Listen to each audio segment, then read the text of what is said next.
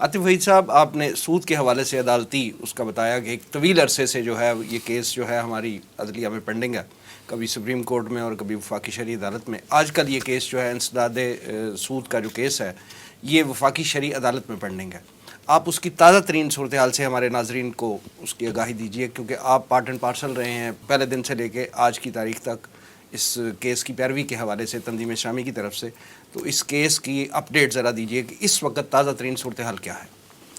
دیکھیے، کسی بھی ملک کے اندر کوئی جو نظام چلانے کے لیے قانون اور آئین کی بڑی اہمیت ہوتی ہے. قانون کا جہاں تک معاملہ ہے تو 22 یا 23 لاز ایسے ہیں کہ جو اس سودی نظام کو گورن کر رہے ہیں قانون میں، اور یہ وہ قوانین ہیں جن کے بارے میں 2 مرتبہ فیصلہ آ چکا ہے کہ ان میں جس سود اور انٹرسٹ کا ذکر ہے وہ ربا کے سوا کچھ نہیں ہے. یعنی آپ اشارہ کر رہے ہیں سپریم کورٹ کے فیصلے کی طرف اور وفاقی شرعی عدالت کے فیصلے کی طرف. یہ 1990-91 کا وفاقی شرعی عدالت کا فیصلہ اور 1999 کا سپریم کورٹ کا فیصلہ. اور پھر اس فیصلے کے خلاف جو کچھ ہوا 99 کے فیصلے کے خلاف، یہ بھی ایک ہماری تاریخ کا ایک کافی بھیانک باب ہے کہ اسے کس طریقے سے سیٹ اسائیڈ کروایا گیا. اور 2002 سے وہ کیس جو ہے فیڈرل شریعت کورٹ کی طرف ریمانڈ ہوا ہے. بہت کوششیں کر کے آلموسٹ 20 سال ہونے کو آئے ہیں. 19-20 سال اس کے ہو گئے. بڑی محنت کے بعد 2013 میں دوبارہ یہ کیس جو ہے وہ فکس ہوا ہے سماعت کے لیے. اس کے بعد سے تقریباً 4 بینچ مختلف بن چکے ہیں جو آغاز کرتے ہیں گفتگو کا. کبھی سود کی ڈیفینیشن پہ گفتگو ہو رہی ہوتی ہے اور کبھی اس پر کہ جی جورسڈکشن آیا اس کورٹ کی ہے بھی کہ نہیں. یعنی سود کے حوالے سے بات ہے اور وفاقی شرعی عدالت میں وہ ڈسکس ہو رہا ہے اور جو بحث ہے وہ اس پہ ہو رہی ہے کہ یہ اس عدالت کی جورسڈکشن ہے کہ نہیں. اس سے بڑا مذاق کیا ہوگا؟ یہ یعنی ایک ایسی شے ہے کہ جس سے محسوس یہی ہوتا ہے کہ یہ تاخیری حربے ہیں جو استعمال کیے جاتے ہیں.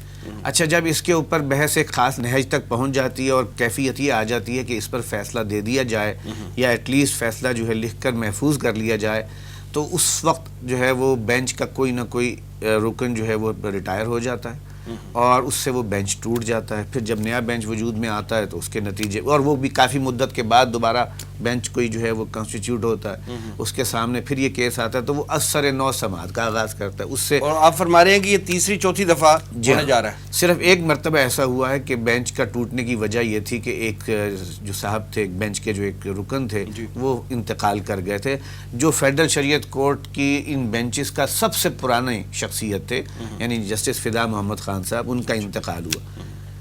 تو بہرحال یہ جو لیٹسٹ سچویشن یہ ہے کہ نومبر 2020 میں دوبارہ ایک بینچ جو ہے وہ آخری جو چوتھا بینچ ہے وہ کانسٹیٹیوٹ ہوا اور انہوں نے سماعت کا آغاز کیا.